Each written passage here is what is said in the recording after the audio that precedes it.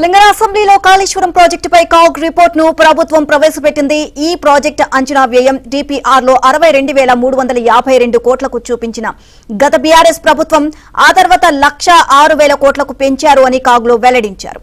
అలాగే ఈ ప్రాజెక్టు పూర్తయ్యే వరకు 1,47,427 కోట్లు ఖర్చవుతుంది అని కాగ్ రిపోర్టులో తెలియజేసింది. ప్రాజెక్టు నుంచి ఊహించిన ప్రయోజనాలను ఎక్కువగా చూపించారు అని కాగ్ తెలియజేసింది.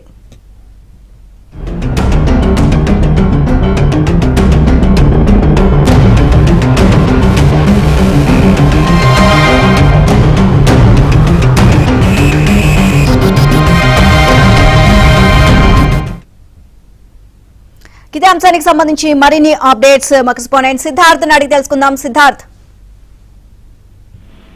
సభలో కాగ్ రిపోర్ట్ ప్రవేశపెట్టింది తెలంగాణ ప్రభుత్వం.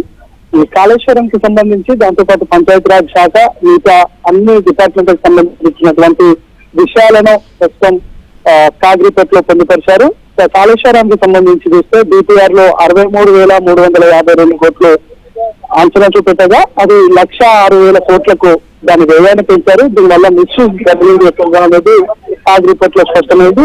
ప్రస్తుతం నిర్మాణం వరకు 14 లక్షల ఎకరాలకు ఆయకట్టు ఉంది. మొత్తం ఈ ప్రాజెక్టు పూర్తయ్యే వరకు 1,47,427 కోట్లు ఖర్చు అవుతుందని కాగ్ రిపోర్ట్ లో తెలిపారు. ప్రాజెక్టు నుంచి ఊహించిన ప్రయోజనాలను ఎక్కువగా చూపెట్టారు.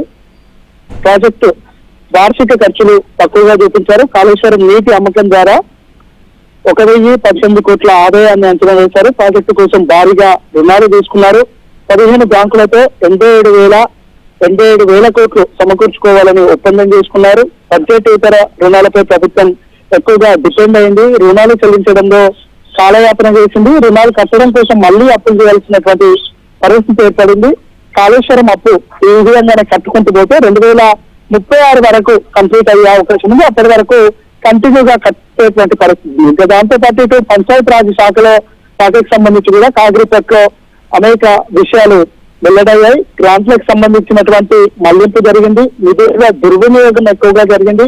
బకాయిలు వసూలు చేయలేకపోయారు. కొన్ని పనులకు అధిక బిల్లులు చెల్లించారు. సకాలంలో రికార్డులను సమర్పించలేదు అనేది కాగ్ నివేదికలో స్పష్టమైంది. ఇట్లా అన్ని డిపార్ట్మెంట్లకు సంబంధించి గడిచిన 3 సంవత్సరాలుగా రెవెన్యూ రాబడిని సాధించడంలో పూర్తిగా విఫలమైపోయింది. దీనివల్ల ద్రవ్యలోటు 46,638 కోట్లకు చేరింది. అప్పుల నిష్పత్తి జిఎస్డిపితో పోలిస్తే 37.77%. ఇటు ఎఫ్ఐఆర్బిఎం పరిమితితో మన రాష్ట్ర అప్పుల నిష్పత్తి కూడా 12.77% ఎక్కువగా ఉంది. 15వ ఆర్థిక సంఘంతో పోలిస్తే మన రాష్ట్ర నిష్పత్తి 8.47% ఎక్కువగా ఉంది.